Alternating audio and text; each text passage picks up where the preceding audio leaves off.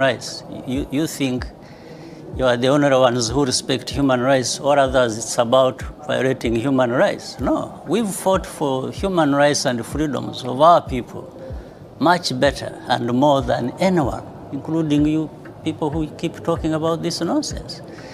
Where we have taken our country from and where it is now speaks for itself. The rest of the story just comes from this complex. You know, these two worlds where there are people who know everything about human rights and all kinds of things, and another world where people are just people who don't know. But these are our human rights. It's not, when we respect the things we respect in our countries, it's not for you, it's not for anybody else, it's for ourselves. Is it not so a universal you don't sit right? there. Yes, it is universal, but you don't sit there. If it is universal and you believe it, then you don't become the judge yourself. You don't start telling the others what to do, what they should not do, or that what they are doing is not to your satisfaction. Who are you? Well, I'm not sure if we're talking about me personally. Well, you are the one actually raising these questions. So I think you better interpret it properly so that it is well understood. Okay. I could see you asking questions in a manner that you want to influence the ones listening to us, but that's not correct. Okay. Whereas in Namibia, for example, the number of Chinese people living here in the meantime is 4 times as much as, for example, the German community. And so far, it's not precisely the same what takes place all over the world. There are differences. And what I'm... Mr. Speaker, what is your problem with that? Why does it become your problem? It looks like it's a more European problem than our problem. Yeah. You are so sorry for us. I don't see... Chinese will never come and play around here. As Germans not allowed to do that. Which Germans are doing, by the way. You talk about Chinese. We allow Germans to come offer visas here. Red carpet.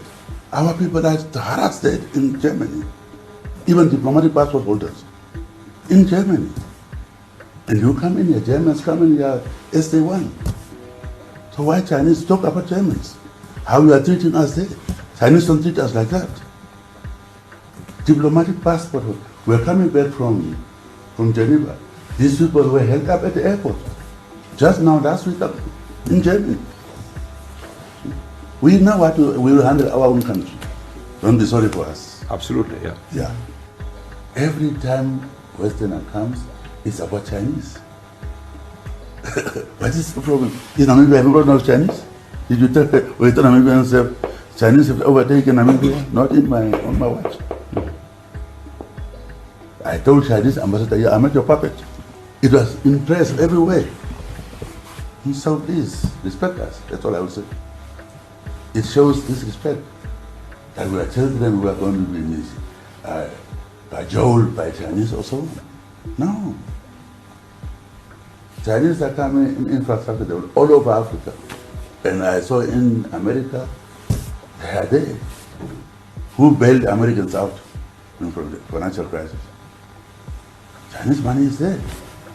So why small Namibia, who fought Germans, even Germans were fighting with you. You are tough people. A final thought on this. Barack Obama, for one, but other Western leaders as well, have said that they will tie future aid and development funding in a host of countries, including yours, to what they see on the human rights front, but particularly on these gender and sexual identity issues. How do you feel about that? That will be their biggest mistake, because they should be very careful about Black Africa. Black Africa are humble people. We never impose our views on anybody else. We are not like Europeans or like Arabs who want to impose their views. I normally tell people that when I hear Arabs talking of haram, that's something which is haram. I always tell them that my list of haram is much longer than that one of the Arabs. I don't eat fish because I call it snake. I don't eat chicken because I think if you eat chicken, you will be unstable. I don't eat pigs. I don't eat very many of those things which you people eat. Even when I come here, I have a problem of what to eat. But I keep this to myself. This is the difference with the black people. Well, if you're determined to keep it to yourself, can I take it then that you will sack your Minister for Ethics, who just a few days ago took it upon himself to invade a meeting of gay human rights campaigners, close down the meeting, force them all out? Will you now sack him? Because he invaded their personal space. I would have to study what they were doing. You see what, this question, I have told you, homosexuality is not criminal, if it is personal, you are not discriminated, you are not persecuted. But when you induce young people, so it depends on what they were doing. The Western countries, in particular the United States and the European Union, who imposed illegal sanctions against Zimbabwe, have, to our surprise and that of SADC and the rest of Africa, refused to remove those sanctions. If they will not assist the inclusive government in rehabilitating our economy, could they please stop their filthy, clandestine, divisive antics? Longer continue to make policy for ourselves, in our country, in our region, in our continent, on the basis of whatever support the Western world or France or the European Union can give us. It will not work. It has not worked, and it will not work. Our responsibility is to charter a path which is about how we can develop our nations ourselves.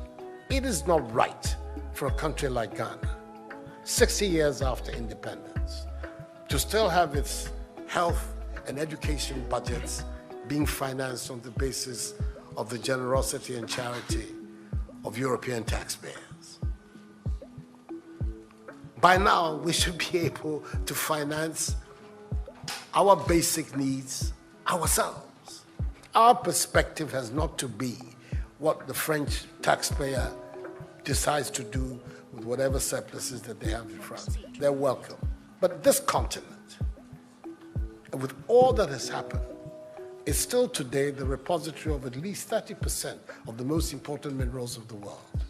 It is a continent of vast, arable and fertile lands. It has the youngest population of any of the continents in the world. So it has the energy and the dynamism. We've seen it. These young men who are showing so much resilience and ingenuity in crossing the Sahara, finding ways to go across with rickety boats across the Mediterranean to really, those energies, we want to have those energies working inside our countries. And we're going to have those energies working in our countries if we begin to build systems that tell the young people of our country that their hopes, their opportunity are right here with us. Migration and the movement of people is being presented in a manner which suggests that somehow it's a new phenomenon. There's nothing new about it. It's as old as man, the movement of people. And it has always been linked to the same thing. The failure of where you are to provide you with an opportunity, so you move somewhere else. Those of you who are familiar with 19th century European history would know that the biggest wave of immigration in 19th century Europe, the latter part of it, came from Ireland and from Italy. Waves upon waves, generations of Italians and the Irish people left their countries to seek the American paradise, largely because Ireland was not working, Italy was not working. Today, you don't hear it. Italian young people are in Italy. Irish young people are in Ireland.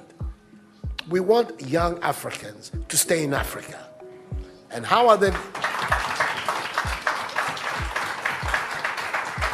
And it means that we have to get away from this mindset of dependence. This mindset about what can France do for us. France will do whatever it needs to do for its own sake. And when those coincide with ours, tant mieux, as the French people say. But our main responsibility as leaders, as citizens, is what we need to do to grow our own countries. Our concern should be with what do we need to do in this 21st century to move Africa away from being cap in hand and begging for aid, for charity, for handouts. The African continent, when you look at its resources, should be giving monies to other places. We have huge wealth on this continent. I say so with the greatest of respect to the French president. I think that the cooperation of France is something that I am, as you know, a strong friend of France. I am Francophile. So I don't have any difficulty with that. But I'm talking about our own propulsion, what we need to do to get our countries to work so that we can create the conditions that would allow our young people to forego this hazardous effort to get to Europe. They're not going there because they want to. They're going there because they don't believe they have any opportunities in our countries. So that should be our focus. And I believe that with that if we change that mindset of dependence, that mindset which is contingent on aid and charity, we would see that in the decades ahead of us, the full flowering of the African peoples will take place. And that new African personality that was talked about at the time of our independence will become real and imminent in our times. That's what I'm saying. I hope that I'm not upsetting the questioner or even some of my friends who are here. But these are my strongly held beliefs. And that is the reason why I've adopted as the slogan of my presidency, of my period in the Supreme Office of Ghana, that we want to build a Ghana beyond aid. A Ghana which is independent, which is self-sufficient, that is capable of standing on its own feet and building its own life. We can do it. Please don't forget to subscribe to our channel and turn on the notification button so that anytime we upload any great content, you will be notified.